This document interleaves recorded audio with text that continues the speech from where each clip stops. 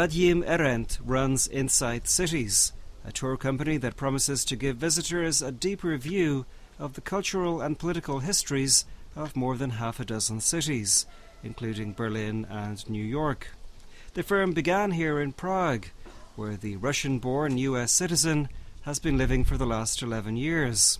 And our tour of Vadim Erent's Prague begins near his Letná home, specifically on a bench overlooking Stromovka Park by the 15th century Místodržitelský letohrádek, or Governor's Summer Palace. Originally this is an old hunting lodge that was built in a Gothic style at the end of the 15th century. And then it went through the process of rebuilding, renovation, as happens to so many other buildings in Prague.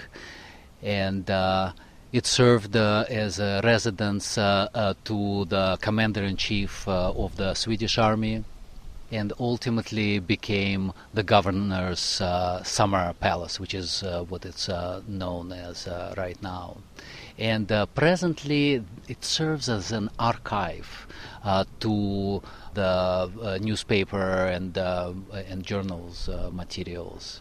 You know what's crazy? Before this week I had never seen this building, and now I've seen it twice. I came this way by chance a few days ago. It really is quite something. Also, what's amazing here is the view. We were at that kind of treetop level looking out over Stromovka. That's exactly right. And I think this is one of the rare places in Prague where you can enjoy the view of parallax. They're very, very smoothly built into the landscape of the hills. And I think look quite happy. And you can also see over there a little bit to the left of us the Botanical Museum. At Troja? At Troja, yeah. You live in this area. How do you find it as a place to live? We think that it's an amazing place to live, especially for families. We're situated between Stromovka and Letná Park. And it's like living between the two lungs of Prague, the largest park areas. So it's quite a decision when I get out of our flat with my daughter whether to go to the right, to walk through Stromovka, or to go to the left and walk through Letná. Which does she prefer? It depends on the day and which park she has in mind. And I know you're an expert on the history of Prague. Tell us something about Stromovka's past. Well, one thing that needs to be said about Stromovka itself is that it used to be the hunting grounds for the royals.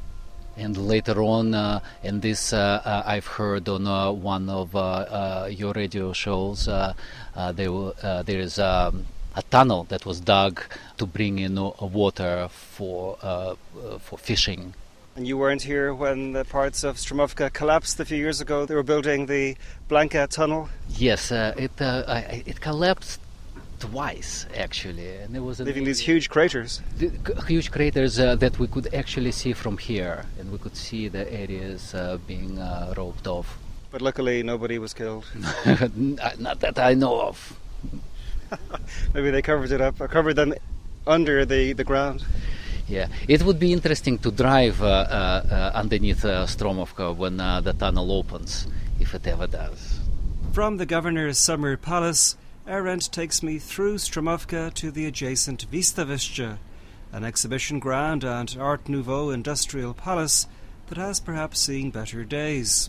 Indeed, one wing of the steel and glass-fronted palace was destroyed by fire 6 years ago and has yet to be rebuilt. This is part of our neighborhood, and when we take a walk, we end up here.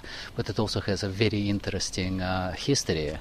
This is the grounds of the General Jubilee exhibition of 1891, and the reason it's called a Jubilee exhibition is because it's celebrating the Jubilee of the first industrial exhibition of Prague, which happened in 1791 and was held at Clementinum.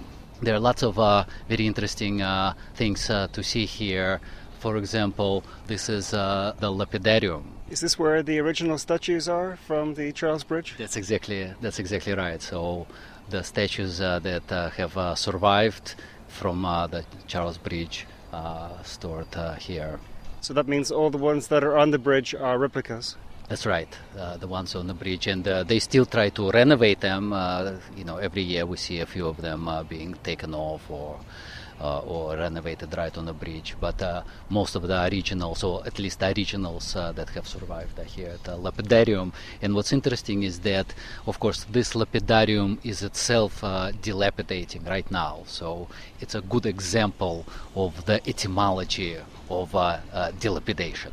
Is the main building here at Místodržitelský still used for trade fairs? I know it was a few years ago, but then they had a big fire.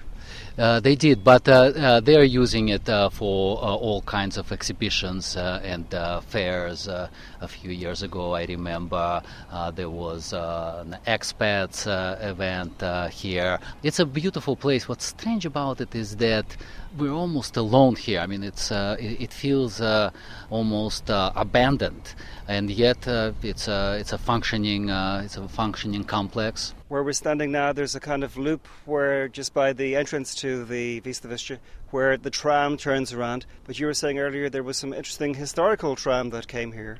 That's right. The very first electric tram in the Austro-Hungarian Empire ran from the Letná Park to the exhibition grounds in 1891. Also, on our way here, you were telling me this building has an interesting history from the political point of view. It's my understanding that it used to serve as the Congress for the Communist Party. And of course the architecture itself is very interesting. This is the Prague version of the Crystal Palace from the 19th century. It's glass and steel architecture. And we can see it from where we're standing. The facade is almost entirely made out of glass with those steel frames. As we leave Místodržitelský, Vadim Erent suggests a beer at the nearby Veletržný Palace, a huge building of similar vintage that houses the modern art collection of the Czech National Gallery. The palace's high-ceilinged ground floor is today home to Café Letná, perhaps the brightest and airiest spot of its kind in Prague. There's so much volume here and so much space.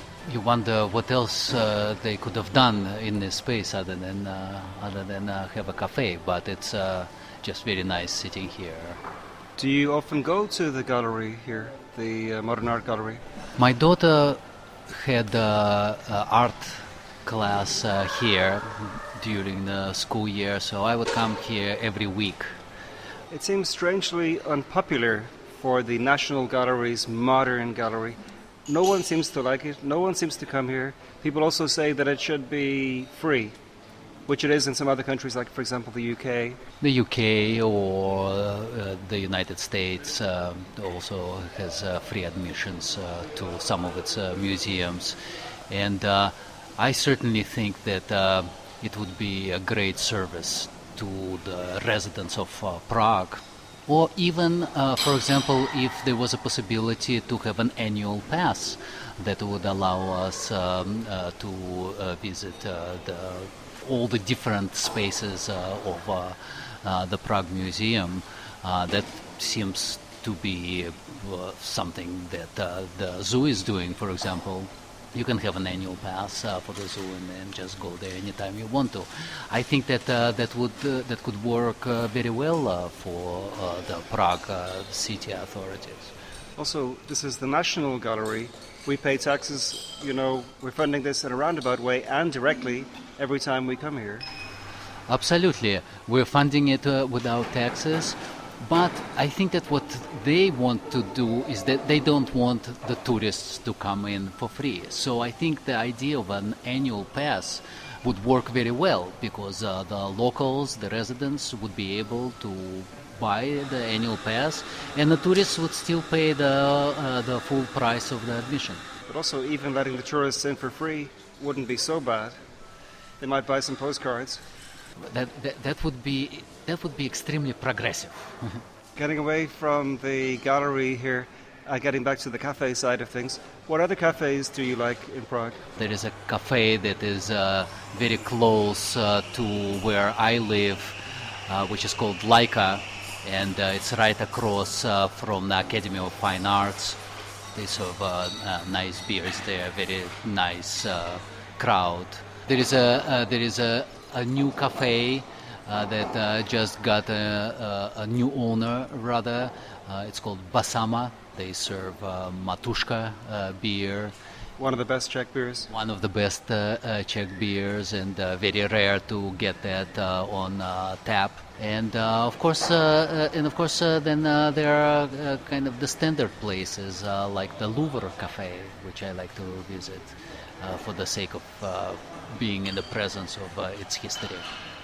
Ian Willoughby with that edition of My Prague. His guest this week was Vadim Erent.